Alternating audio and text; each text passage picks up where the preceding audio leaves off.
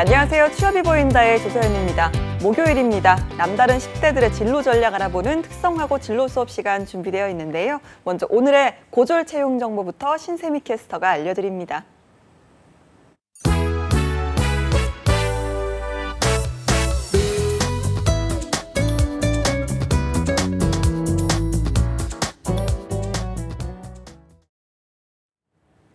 네, 안녕하세요. 취업 정보 알려드림의 신샘입니다. 오늘은 고졸 취업 대기업 채용 소식입니다.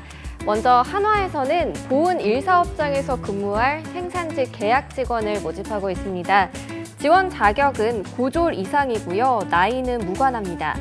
화약류 자격과 위험물 관련 자격증 보유자 우대하고 있고요.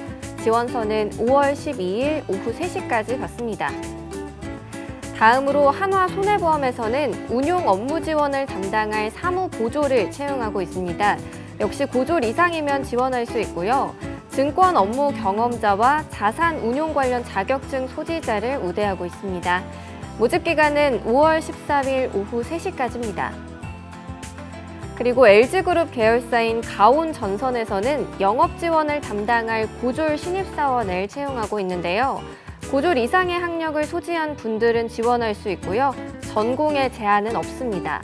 업무와 관련한 자격증 소지자와 어학 우수자 우대하고 있습니다.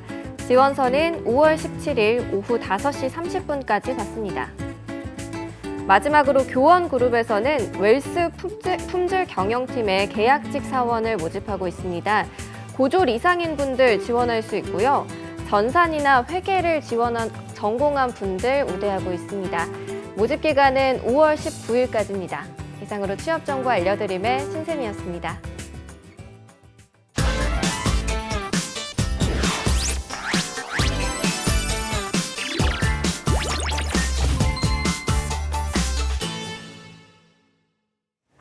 네, 1부에서는요. 경기과학기술대학교죠. 박미연 외래 교수님과 함께합니다. 어서 오십시오. 안녕하세요. 아니, 박미연 선생님, 제가 매번 선생님이라고 부르는 거에 익숙해서 방금 선생님이라고 할 뻔했습니다. 이제 교수님이 되신 지도 얼마나 되셨죠?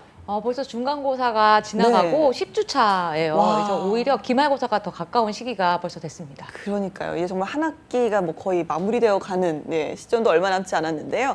자, 좀 현장에서 보셨을 때 고등학생들과 또 대학생들 좀 직업을 또 같이 준비를 해도 조금 분위기라든지 느낌은 좀 다를 것 같은데요. 실제로 좀 어떻습니까? 제가 지금 근무하고 있는 학교의 경우에는 그 선취업 후진학으로 해서 공부를 하러 온 학생들이 굉장히 많아서요. 지금 제가 담당하고 있는 반의 학생들 중에 많은 학생들이 실제로 특성화 고등학교에서 근무 경험을 그 현장 실습을 통해서 근무를 좀 해보고 나서 이제 전공을 선택해서 온 경우가 많았어요. 그러다 보니까 아무래도 학습 동기라든가 이런 부분에서도 조금 차이를 보이는 경우들이 있고, 또 이제 주위에 본인은 대학에 진학했지만 이제 특성화고를 졸업해서 현장에서 일하고 있는 친구들이 많다 보니까 학생들이 조금 현실적으로 취업을 준비하고 있는 모습들을 좀 많이 볼 수가 있습니다. 그렇군요. 알겠습니다. 오늘 저희가 좀 어떤 소식을 좀 이야기를 해볼까요? 오늘은 저희가 4차 산업혁명에 대해서 얘기를 좀 해보려고 하는데요.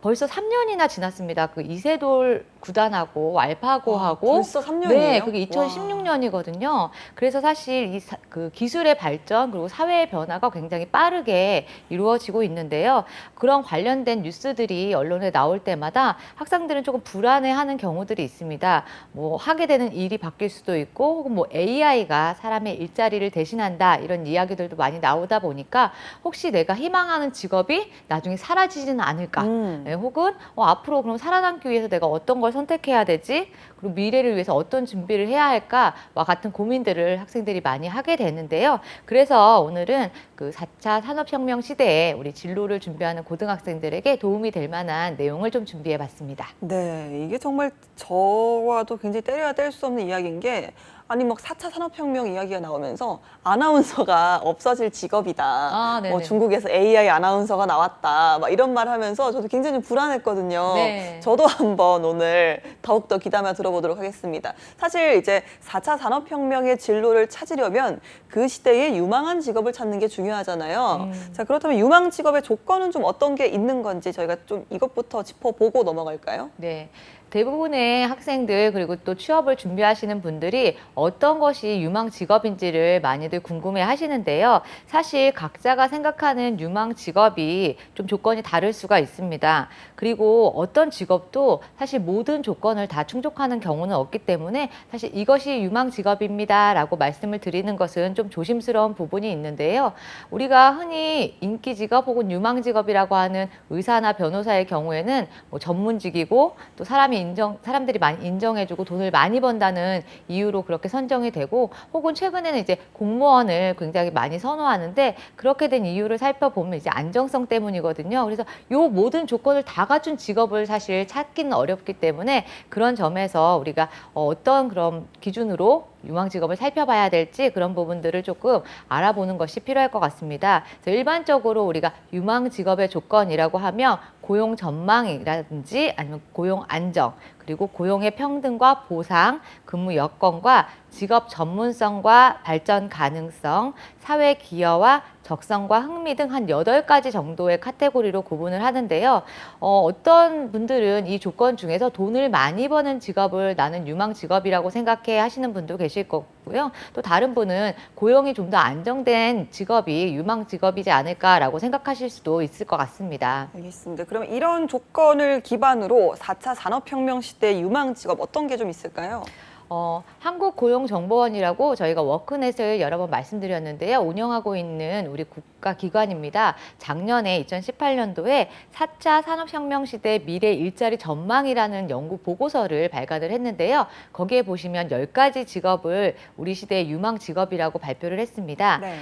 사물 인터넷 전문가, 인공지능 전문가, 빅데이터 전문가, 그리고 증강현실과 혼합현실을 포함한 가상현실 전문가, 3D 프린팅 전문가, 드론 전문가, 생명공학자, 응용 소프트웨어 개발자, 정보보호 전문가, 그리고 로봇 공학자들이 있습니다.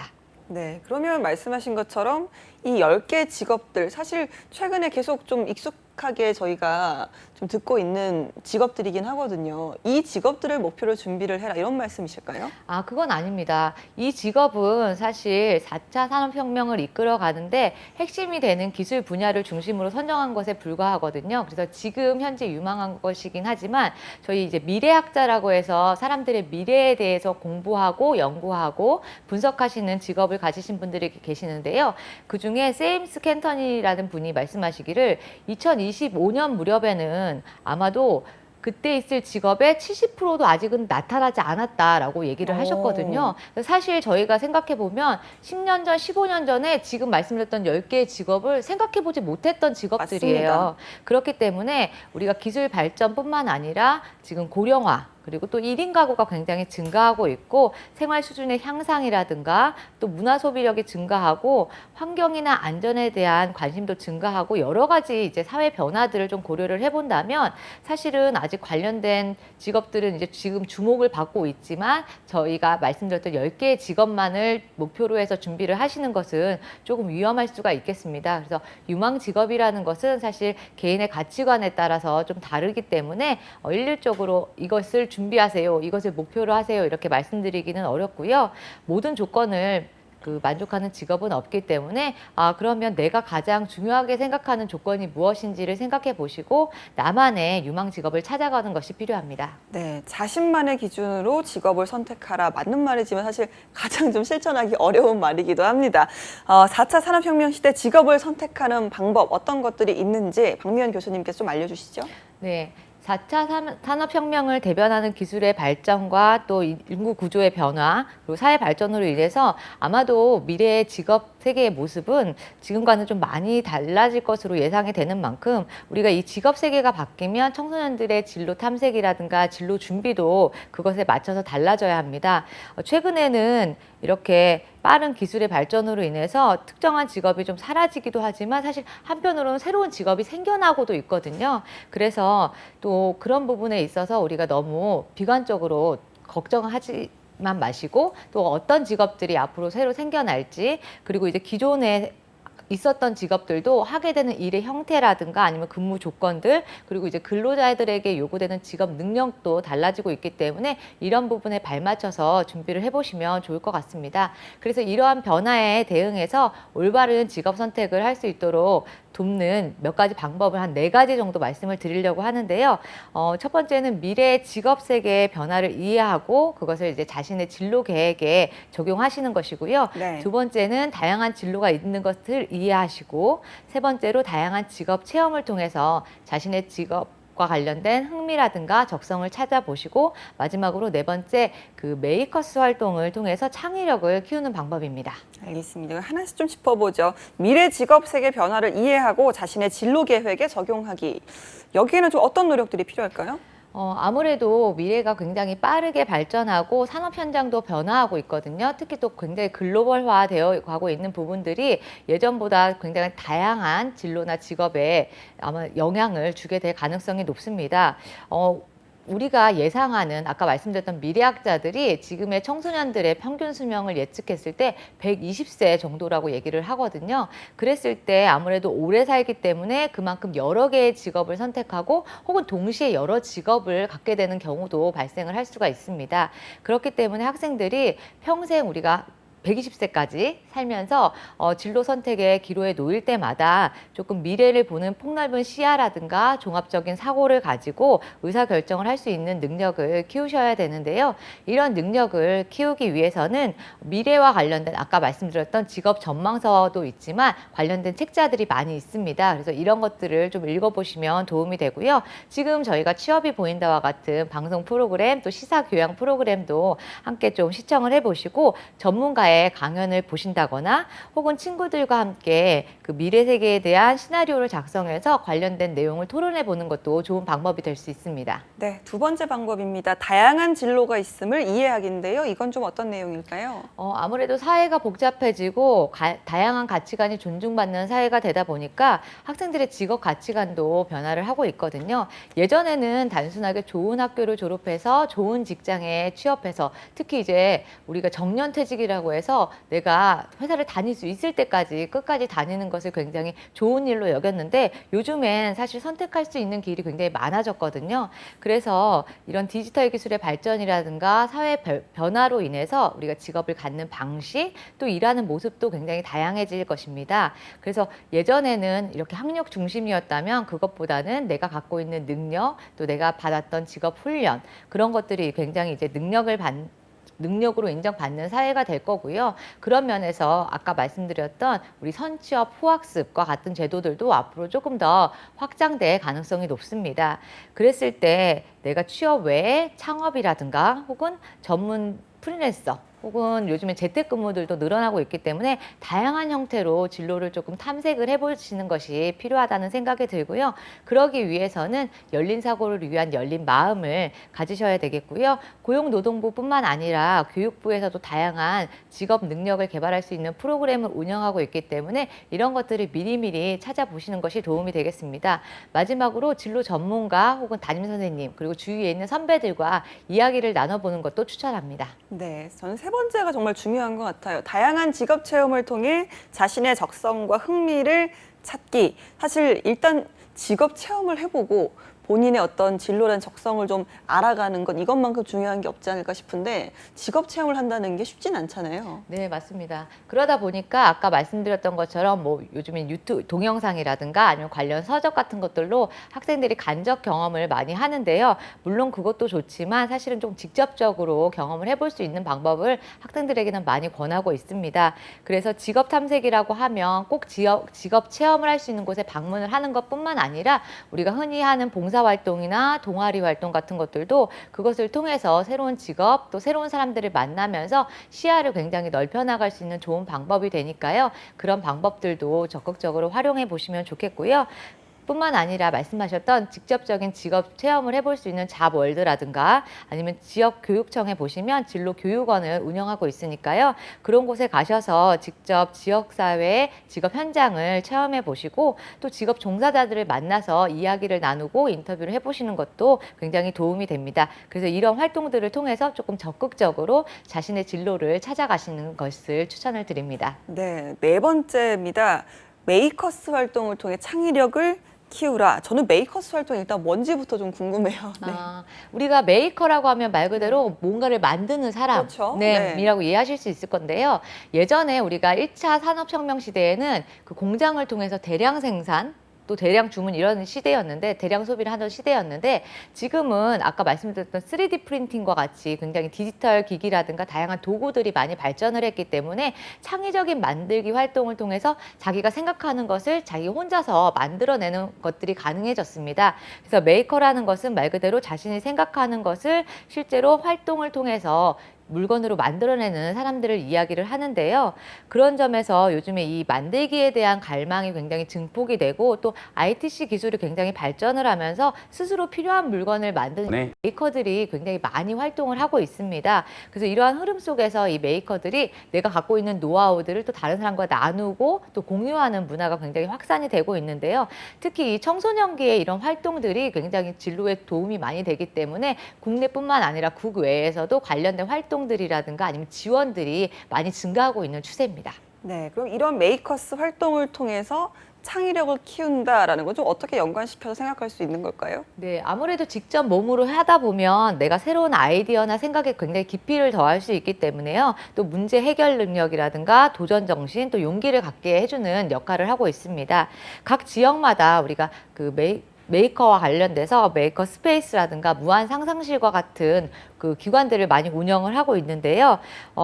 관련돼서 이제 그 프로젝트 같은 것들도 해서 학생들을 많이 모집을 하고 있어요. 그래서 이런 것들을 활용해서 실제 본인이 생각하지 못했던 것들을 좀 구상을 해보시고 실제로 만들어도 보신다면 아무래도 굉장히 많이 도움이 될 것 같습니다. 네, 메이커 스페이스 무한 상상실 말씀하셨습니다. 이게 어떤 공간입니까?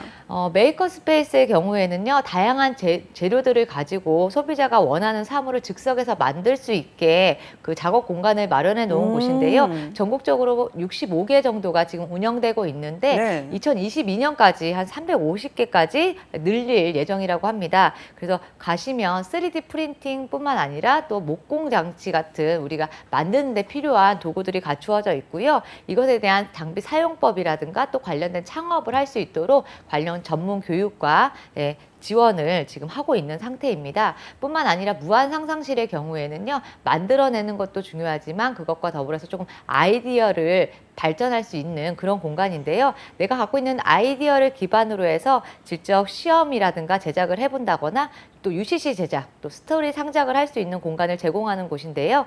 상상력과 또 창의력 그리고 아이디어를 발굴하는 창의적인 공간으로 역할을 하기 때문에 전국 지원으로 지금 현재 21개소가 운영이 되고 있습니다. 네. 그래서 가시면 3D 프린팅을 이용을 해보실 수도 있고요. UCC 동영상 제작 등을 그 장비를 다 갖추고 있기 때문에 관련된 그 행사라든가 교육에 참여하실 수가 있습니다. 네, 이렇게 좀 직업 선택을 위한 방법에 대해서 알아봤는데요. 직업 선택만큼이나 중요한 게 이제 직업에 어울리는 능력을 개발하는 거잖아요. 직업 능력 개발 어떤 것들이 있을까요? 아무래도 예전하고는 그 필요한 직업 능력도 달라질 수 있기 때문에요. 사실 학생들 입장에서는 어떻게 변화할지 알 수 없기 때문에 조금 불안하고 불확실성이 커지는 그런 시기이기도 합니다. 기본적으로 우리가 학교에서 NCS라고 하잖아요. 직업 기초 능력을 갖추는 것이 굉장히 중요한데요. 이렇게 우리가 NCS를 통해서 갖춰지는 그 직업 기초 능력이 튼튼한 경우에는 앞으로 조금 빠른 변화가 있더라도 조금 튼튼한 그 뿌리를 내려서 잘 적응을 해나갈 수 있지 않을까라는 생각이 듭니다. 직업 기초 능력도 저희 방송을 꾸준히 보신 분들은 여러 가지 그 세부 내용이 있다는 걸 알고 계실 텐데요. 그 중에서도 특별히 조금 더 4차 산업혁명 시대에 더 중요해지는 핵심 능력 4가지를 중심으로 오늘 살펴보도록 하겠습니다. 네. 첫 번째는 디지털 문해력이고요. 두 번째로 창의력 및 융복합 능력, 그리고 협업 능력과 자기주도 능력 관련된 부분들이 앞으로 조금 더 중요해지는 핵심 능력이라고 볼 수 있습니다. 네, 4가지 직업 능력을 말씀해 주셨는데 다른 건 좀 익숙한데 저는 디지털 문해력은 처음 들어보는 것 같아요. 이건 좀 어떤 능력일까요? 앞으로 거의 모든 작업이 지금 현재도 그렇지만 아무래도 업무를 하게 될 때 컴퓨터라든가 IT 기술을 활용하게 되거든요. 그렇기 때문에 우리가 일을 함에 있어서 이 컴퓨터라든가 IT 기술을 이해하고 또 활용할 수 있는 능력이 바로 디지털 문해력입니다. 그런데 이렇게 얘기하면 학생들이 그러면 소프트웨어를 개발하거나 내가 뭔가 하드웨어를 만지고 프로그래밍 할 줄 알고 이렇게 오해하실 수 있는데요. 그런 기술자적인 능력을 말씀드리는 것이 아니라 내가 업무를 하는 데 있어서 필요한 소프트웨어적인 능력, 그게 뭐 엑셀이나 한글 같은 그런 프로그램이 될 수도 있고, 뭐 디자인을 하는 학생들은 포토샵이나 일러스트, 인디자인과 같은 본인이 필요한 소프트웨어와 관련돼서 지식을 갖추고 있고 그것을 업무에 활용할 수 있으면 되는 것입니다. 그래서 전문가적인 지식을 요구하는 것 아니기 때문에 너무 걱정하지 않으셔도 됩니다. 네, 자, 두 번째가 이제 창의력 및 융복합 능력입니다. 창의력은 뭐 모두가 아는 이야기고요. 융복합 능력은 어떤 능력입니까? 우리가 요즘에 그 대학 학과 이름을 보시면요. 못 들어본 학과 이름이 많이 있으실 텐데요. 산업융합학부, 또 맞아요. 창의융합학부 맞아요. 이런 식으로 요즘에는 기존에 있던 것과 새로운 것을 좀 결합해서, 그러니까 하나만 배우는 거 아니라 두 가지, 세 가지를 배워서 그걸 같이 활용할 수 있는 능력을 키우는 학부들이 많이 늘어나고 있거든요. 예를 들면 IT 기업인 네이버에서 지금 현재 자율주행차를 개발을 하고 있는 것처럼 실제로 산업에서도 기존에 하던 것과 다른 것들을 더 더하고 종합해서 하는 그런 부분들이 많이 늘어나고 있습니다. 그래서 이런 부분들이 굉장히 4차 산업혁명 시대에는 필요한 능력인데요. 아무래도 기존에 있던 것에서 두 가지, 세 가지를 더하고 종합하고 종합적으로 사고하려면 말씀드렸던 것처럼 창의력이 필수가 돼야 될 것 같습니다.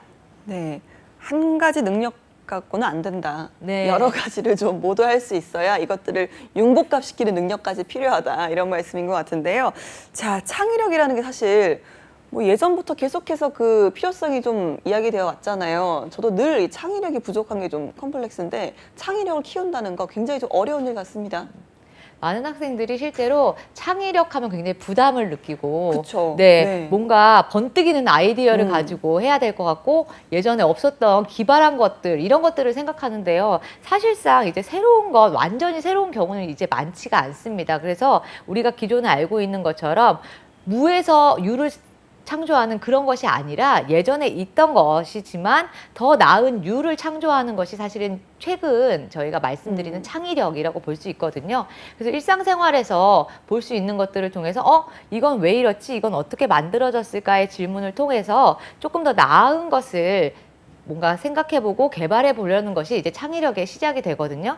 그래서 당연하다고 생각했던 것을 그냥 있는 그대로 받아들이지 마시고 좀 다르게 생각해보는 것이 굉장히 많이 도움이 됩니다. 그리고 또 아이디어가 있으시다면 그것을 생각에만 머물지 말고 아까 소개해드렸던 것처럼 다양한 메이커스 활동을 통해서 실제로 만들어보는 것이 굉장히 중요한데요. 다양한 경험이나 지식을 쌓아서 그것을 통해서 그런 기반을 통해서 왜라는 질문을 계속 해보는 것이 필요할 것 같습니다. 네, 4차 산업혁명 시대의 핵심 직업 능력, 세 번째는 협업 능력인데요. 이건 뭐 익숙한 이름이죠. 네, 맞습니다. 물론 이제 우리가 일반적으로 얘기하는 것처럼 사람과 사람이 하는 일이기 때문에 굉장히 교감하면서 일하는 능력도 중요한데요.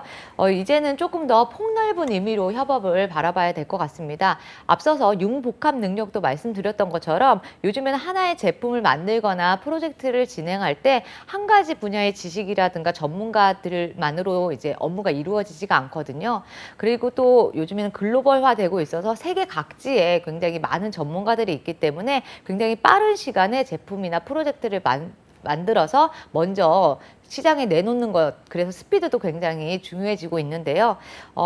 예를 들어 스마트폰을 개발할 때 우리가 단순하게 정보통신과 관련된 뭐 핸드폰과 관련된 기술자뿐만 아니라 그 안에 들어가는 배터리와 관련된 전기 기술자들, 그리고 또 모양을 만드는 제품 디자이너, 그리고 사용자가 좀 더 편하게 사용할 수 있는 UI나 UX 전문가까지 컴퓨터 프로그래머, 뭐 마케팅 전문가, 굉장히 다양한 사람들이 함께 협업을 하게 됩니다. 그랬을 때 원활한 협업이 이루어지기 위해서는 내 분야뿐만 아니라 상대, 그리고 같이 일하는 사람들의 분야에 대한 부분들도 어느 정도의 이해를 하고 있어야만 같이 협업이 이루어질 수 있기 때문에 조금 폭넓은 의미에서 다른 사람들과의 협업이 이루어질 수 있는 능력을 갖추셔야 합니다. 네, 네 번째로 자기주도적 학습 능력이 있습니다. 뭐 학창 시절에 정말 많이 듣는 단어인데요. 이게 4차 산업혁명 시대의 중요한 이유가 따로 있을까요? 네, 사실 지금 저희가 만나는 이제 조부모님들, 할아버지, 할머니 시대에는 농경 시대였고 또 혹은 이제 일반적인 산업화 시대였기 때문에 한번 배운 그 기술이나 지식을 가지고 평생 활용을 하실 수가 있었습니다. 그렇죠. 그리고 사실 부모님들의 경우에도 우리가 전기 정보화 시대라고 해서 1990년대부터 저희가 2010년 2000년대 초반까지 중반 정도까지를 그 컴퓨터나 인터넷이 처음 보급되는 그런 시기라고 해서 전기 정보화 시대라고 하는데요. 이때만 해도 사실 학교나 그런 직업 현장에서 배운 기술을 가지고 어느 정도 큰 어려움 없이 직업 활동을 할 수가 있었거든요. 그래서 사실 4차 산업혁명 시대에는 굉장히 기술의 발전이 빠르기 때문에 우리가 지금 배운 것만 가지고는 우리가 120세 살아야 된다고 말씀드렸잖아요. 그래서 그때까지 계속 활용을 하시는 것이 불가능합니다. 그래서 지식이나 혹은 기술의 수명도 굉장히 짧아지고 있기 때문에 그런 부분에 있어서 우리가 나중에 지금은 학교에서 선생님이 가르쳐 주시는 내용들만 가지고 충분하지만 앞으로 사회에 나갔을 때 나는 이제 더 이상 공부 안 해도 돼라는 게 아니라 뭔가 자기주도적인 그런 학습 능력을 가지고 계속해서 새로운 기술이라든가 새로운 정보를 습득하려는 그런 모습들이 필요하기 때문에 학교에서 미리미리 학교를 다니시면서부터 그런 학습 태도를 좀 몸에 익히셔야 앞으로 성인이 되고 사회에 나가서도 조금 잠재력을 발휘해서 성과를 내실 수가 있습니다. 네, 그럼 현재 특성화고에 재학 중인 학생들 4차 산업혁명 시대의 직업 능력을 향상하려면 지금 당장 좀 어느 부분에 집중을 해야 될까요? 네, 말씀드렸던 것처럼 학교 생활 중에 우리 NCS를 기반으로 하는 이런 직업 기초 능력을 키우는데 노력을 하시면 되겠습니다. 사회에 나가면 지금 말씀드렸던 직업 기초 능력을 키울 시간이 없습니다. 이미 갖추고 있는 사람을 원하기 때문에 학교에 다니시면서 충분히 갖추셔야 되고요. 말씀드렸던 것처럼 빠른 변화에도 흔들리지 않으실 수 있으려면 기초가 튼튼해야 되잖아요. 그래서 학교를 다니시면서 수업에 집중을 하실 수 있으면 좋을 것 같습니다. 우리가 논리력, 표현력, 또 아까 말씀드렸던 디지털 문해력과 같은 다양한 이런 직업 기초 능력이 있기 때문에요. 이런 것들이 튼튼하게 잘 갖추어져 있으면 앞으로 4차 산업혁명이라는 이런 새로운 그런 바람에도 아무래도 훌륭한 시대 인재가 되실 수 있을 것 같습니다. 네, 그러면 좀 관련해서 4차 산업혁명 시대에 주목할 만한 자격증 있다면 어떤 것들이 있는지 추천을 좀 해주시죠. 네, 고용노동부와 한국산업인력공단에서요, 4차 산업혁명과 관련된 자격증으로 로봇 기구 개발 기사, 그리고 로봇과 관련된 소프트웨어 개발 기사, 3D 프린팅 개발 산업 기사와 3D 프린팅 전문 운용사인 기능사, 그리고 빅데이터 분석 기사를 신설하겠다고 발표한 바가 있는데요. 관련된 자격증이 이거 외에 예를 들면 4차 산업혁명 땡땡 기사 이런 게 있는 건 아니거든요. 그래서 우리가 일반적으로 학생들이 많이 준비하는 기계 및 컴퓨터, IT, 또 정보통신과 관련된 이런 첨단 보안과 관련된 자격증뿐만 아니라 기존의 디자인이라든가 농업이라든가 또 사회 관련 자격증들도 아까 말씀드렸던 융복합을 통해서 기존의 새로운 기술들과 접목해서 활용을 하신다면 관련된 자격증이 될 수가 있습니다.